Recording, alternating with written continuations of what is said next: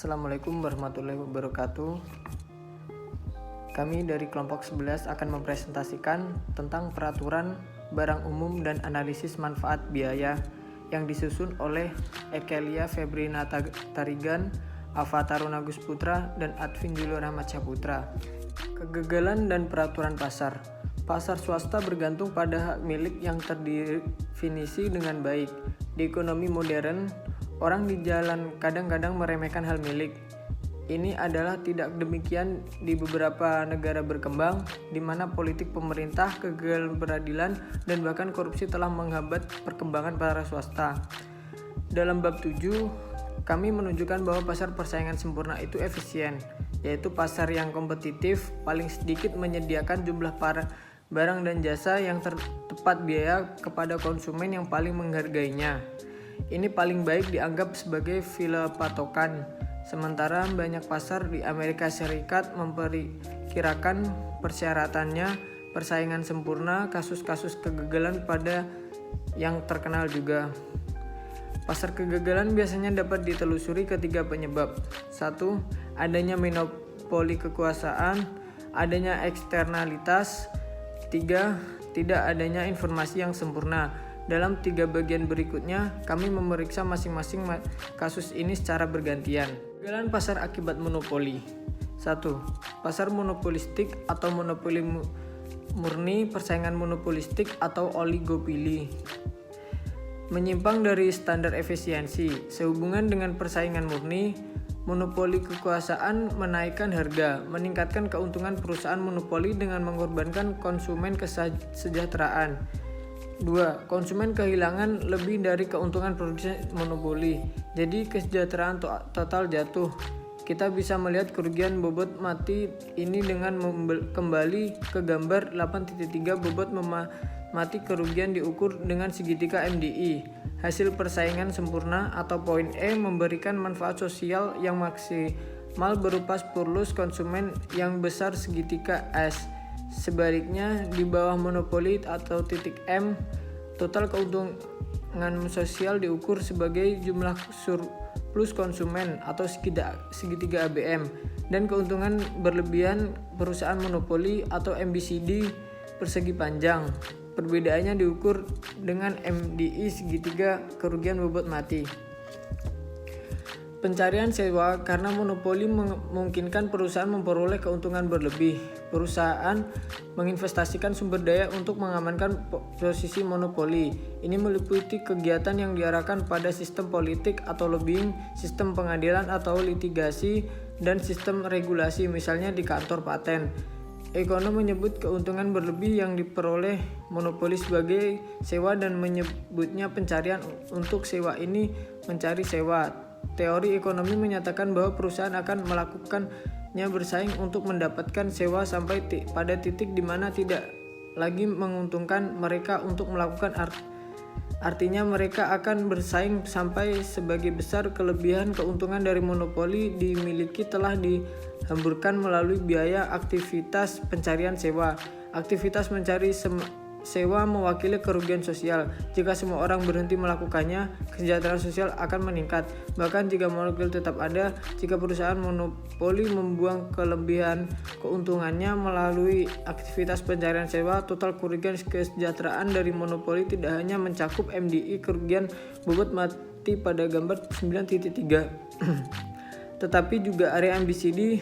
Menariknya, perkiraan pencarian sewa kerugian atau termasuk sumber daya yang dihabiskan oleh masyarakat untuk mencegah pencarian sewa biasanya lebih tinggi, terkadang jauh lebih tinggi daripada perkiraan kerugian bobot mati karena monopoli pasar yang sebenarnya.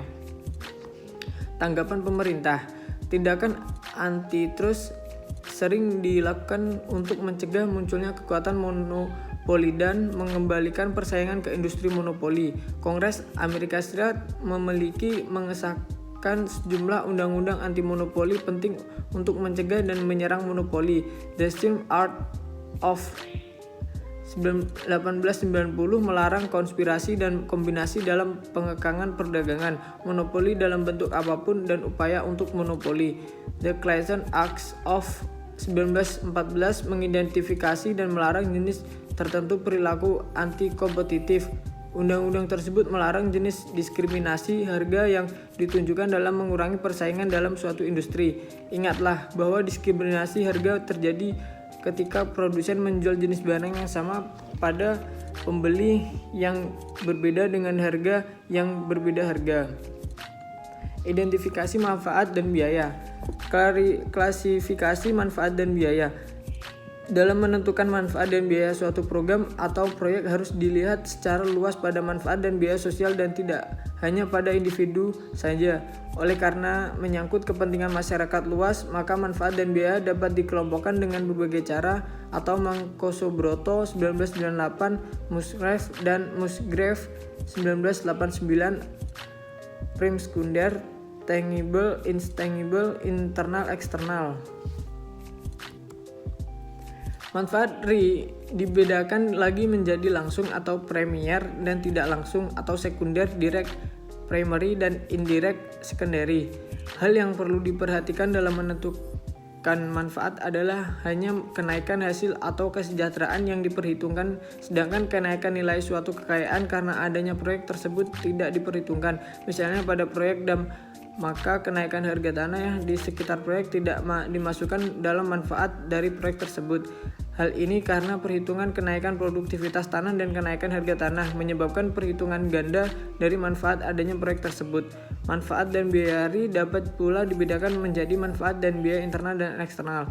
Suatu proyek yang hanya menghasilkan manfaat dan biaya untuk daerahnya sendiri disebut internal, tetapi bila dapat menghasilkan manfaat atau biaya untuk daerah lain dikatakan eksternal. Kedua macam manfaat dan biaya ini harus diperhitungkan dalam perhitungan evaluasi proyek. Manfaat langsung dan manfaat tidak langsung. Manfaat langsung berhubungan dengan tujuan utama dari proyek atau program. Manfaat langsung timbul karena meningkatnya hasil atau produktivitas dengan adanya proyek atau program tersebut. Misalnya proyek pembangunan dam untuk mengairi sawah. Manfaat langsung adalah kenaikan hasil sawah karena kenaikan produktivitas tanah sebagai akibat dari tambah baiknya pengairan sawah. Dalam menentukan manfaat ini akan timbul masalah apabila suatu proyek juga memberikan manfaat kepada proyek lain. Sebagai contoh, sebuah jalan dibangun untuk proyek dam dan proyek tenaga listrik. Perhitungan manfaat dari jalan tersebut harus dibagi antara kedua proyek tersebut. Manfaat tidak langsung adalah manfaat yang tidak secara langsung disebabkan karena adanya proyek yang akan dibangun atau merupakan hasil sampingan.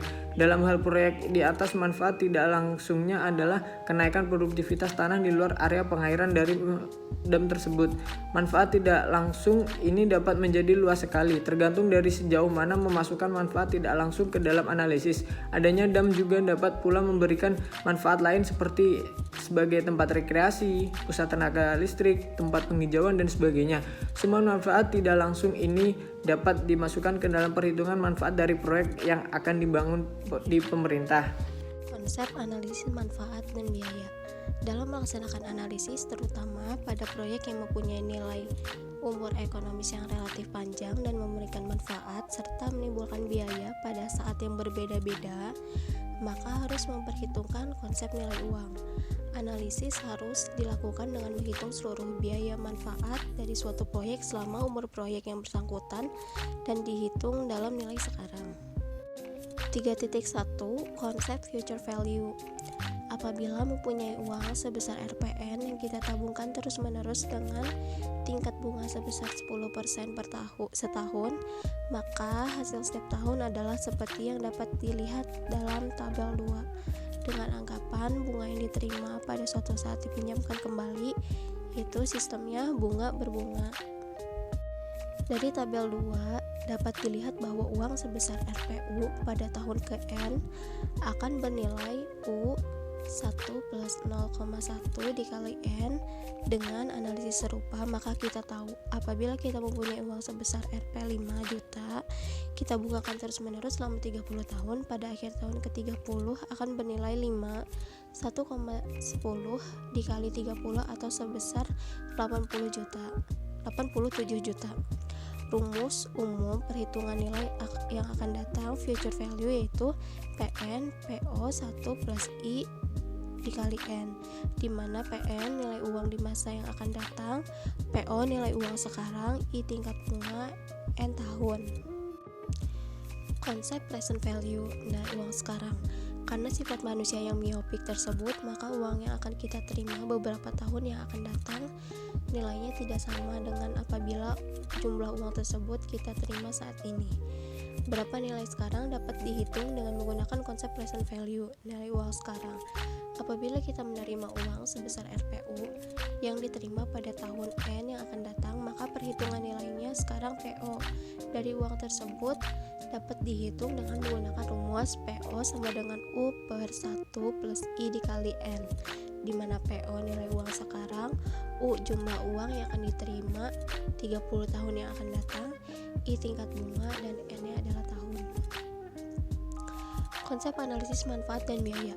Ada 3 metode untuk menganalisis manfaat dan biaya suatu proyek, yaitu nilai bersih sekarang (NPB, Net Present Benefit), IRR, Internal Rate of Return, dan perbandingan manfaat biaya BCR, Benefit Cost Ratio.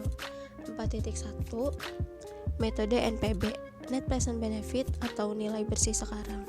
Nilai bersih suatu proyek merupakan seluruh nilai dari manfaat proyek dikurangkan dengan biaya proyek pada tahun yang bersangkutan dan didiskontokan dengan tingkat diskonto yang berlaku. Rumus perhitungannya adalah NBS sama dengan NMN dikurangin BN 1 plus I NaN sama dengan 1.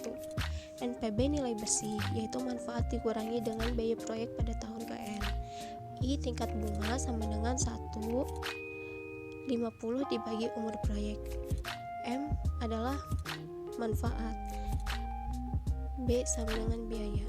Berdasarkan metode ini, proyek yang mempunyai NPB tertinggi adalah proyek yang mendapat prioritas untuk dilaksanakan. Pemilihan proyek tergantung dari tingkat diskonto yang dipilih. Pemilihan tingkat diskonto haruslah mencerminkan biaya oportunitas penggunaan dana. Lalu selanjutnya ada persoalan dalam analisis manfaat dan biaya. Persoalan dalam analisis manfaat dan biaya. Keadaan monopoli. Misalnya suatu proyek menggunakan semen, berapakah nilai semen yang harus dihitung dalam melaksanakan evaluasi suatu proyek? Pada pasar persaingan sempurna, nilai semen yang digunakan dalam suatu proyek besarnya sama dengan biaya marginal, P sama dengan MC. Harga semen menunjukkan nilai unit terakhir dari semen yang digunakan, sedangkan biaya marginal menunjukkan biaya yang harus dikeluarkan pengusaha semen untuk membayar sumber-sumber ekonomi yang diperlukan untuk menghasilkan unit terakhir semen tersebut. Apabila suatu proyek pemerintah menggunakan faktor-faktor produksi yang dibeli pada pasar persaingan tidak sempurna, maka harga-harga faktor tersebut menjadi lebih tinggi dari biaya marginalnya. Apakah harga input yang dihitung dalam evaluasi suatu proyek pemerintah adalah harga monopoli atau pasar persaingan tidak sempurna lainnya, ataukah biaya produksi marginal? Harga monopoli mencerminkan nilai barang atau input bagi konsumen, sedangkan biaya produksi marginal menunjukkan tambahan biaya karena tambahan output. Harga mana yang digunakan dalam evaluasi proyek pemerintah tergantung dari dampak penggunaan input dalam proyek tersebut. Apabila dengan digunakan suatu barang sebagai input dalam suatu proyek pemerintah menyebabkan produksi barang tersebut bertambah sebanyak input yang digunakan dalam proyek pemerintah, maka biaya oportunitas masyarakat adalah nilai dari tambahan input yang digunakan untuk menghasilkan tambahan barang tersebut, yaitu biaya produksi marginal. Sebaliknya, apabila jumlah barang di pasar tidak bertambah, maka nilai input pada proyek pemerintah adalah harga pasar karena penggunaan input tersebut dalam proyek pemerintah bersaing dengan konsumen lainnya yang menilai barang tersebut menurut harga pasar. Apabila dampak penggunaan input di pasar untuk proyek pemerintah merupakan kombinasi kedua dampak di atas, maka penentuan harga input untuk tujuan evaluasi proyek adalah dengan menggunakan bobot atau WACC antara harga pasar dan biaya produksi marginal. Adanya pajak. Apabila suatu barang dikenakan pajak, maka yang dibayar oleh pemberi lebih tinggi daripada harga diterima produsen atau penjual, karena sebagian harga dibayarkan kepada pemerintah. Apabila proyek pemerintah yang dievaluasi membeli suatu barang yang dikenakan pajak penjualan, Maka untuk tujuan evaluasi proyek, harga manakah yang harus dimasukkan sebagai harga input? Kasusnya adalah sama seperti pada kasus monopoli, yaitu kalau jumlah produksi meningkat atau bertambah, maka yang dipakai adalah harga yang diterima produsen atau penjual. Sedangkan kalau jumlah barang atau input diperkirakan tidak akan bertambah, maka harga pasarlah yang dipakai. Nah, ini adalah contoh gambar grafik memperlihatkan bahwa kenaikan harga komoditi X dari $1 menjadi $2 akibat pemberlakuan tarif pemerintah negara 2 sebesar 100% yang mengakibatkan penurunan surplus konsumen sebanyak AGHB sama dengan A plus B plus C plus D sama dengan 15 tambah 5 30 tambah 10 sama dengan $60. Dari jumlah tersebut, $30 diantaranya diterima pemerintah dalam bentuk pajak impor. Kemudian $15 lainnya atau AGJC sama dengan A diredistribusikan kepada produsen komoditi X di dalam negeri dalam bentuk kenaikan rente atau surplus produsen. Sedangkan $15 sisanya setara dengan bidang segitiga CJM sama dengan $5 dan segitiga BAN $10, merupakan biaya proteksi atau biaya bobot mati yang harus dipikul oleh perekonomian negara dua tersebut secara keseluruhan. Sumbernya ada di Casper 8 tahun jilid 1 2007. Pengangguran. Analisis manfaat atau biaya benefit cost analysis pada umumnya didasarkan pada suatu asumsi bahwa semua faktor produksi telah digunakan sepenuhnya atau full employment. Suatu proyek mungkin menggunakan tenaga kerja yang sedang menganggur dengan tadi dikehendaki atau involuntary unemployed. Karena penggunaan tenaga kerja yang sedang menganggur ini tidak menyebabkan berkurangnya produksi barang dan jasa dalam perekonomian, maka upah mereka diterima tidak mencerminkan biaya oportunitas penggunaan tenaga kerja yang nilainya lebih rendah daripada upah yang diterima apabila terdapat pengangguran tadi hendaki atau involuntary unemployed. Ada dua masalah penghitung upah tenaga kerja yang menganggur dengan tadi hendaki. Yang pertama, apabila pemerintah melaksanakan kebijakan stabilisasi untuk mempertahankan tingkat penggunaan tenaga kerja, maka penggunaan tenaga kerja yang sedang bekerja dalam suatu proyek menyebabkan tenaga kerja dan output di sektor lain menjadi berkurang. Dalam hal ini, biaya tenaga kerja yang dipakai dalam evaluasi proyek tersebut adalah upah yang berlaku di pasar atau upah sebenarnya. Yang kedua, apabila tenaga penganggur yang dipakai dalam suatu proyek mungkin sebenarnya tidak menganggur secara tidak dikehendaki atau involuntary unemployed selama pembangunan proyek yang bersangkutan, maka yang dipakai dalam evaluasi proyek adalah upah bayangan. Perakiraan mengenai prospek kesempatan kerja merupakan suatu masalah yang sangat sulit, dan mengenai perhitungan biaya tenaga kerja ini tidak ada suatu konsensus mengenai cara menghitung biaya sosial tenaga kerja atau opportunity wage. Untuk praktisnya, dalam banyak evaluasi proyek perhitungan biaya tenaga kerja dengan cara menggunakan harga yang berlaku atau harga yang sebenarnya. Surplus konsumen. Skala proyek-proyek pemerintah ada yang besar dan ada juga yang kecil. Pada proyek-proyek yang skalanya kecil, pembangunannya tidak akan mempengaruhi harga barang atau output yang dihasilkan proyek tersebut. Sedangkan pada proyek-proyek yang skalanya besar, tambahan output atau barang akan menurunkan harga barang tersebut di pasar. Dan ini menimbulkan masalah dalam perhitungan manfaat suatu proyek pemerintah. Seperti contoh, suatu dam besar yang dibangun pemerintah akan dapat mengairi area yang sangat luas, sehingga menyebabkan produksi pangan naik dalam jumlah yang sangat besar. Kenaikan penawaran pangan dalam jumlah yang sangat besar akan menyebabkan harga pangan turun. Terima kasih. Ini presentasi dari kelompok 11. Kurang lebihnya mohon maaf. Assalamualaikum warahmatullahi wabarakatuh.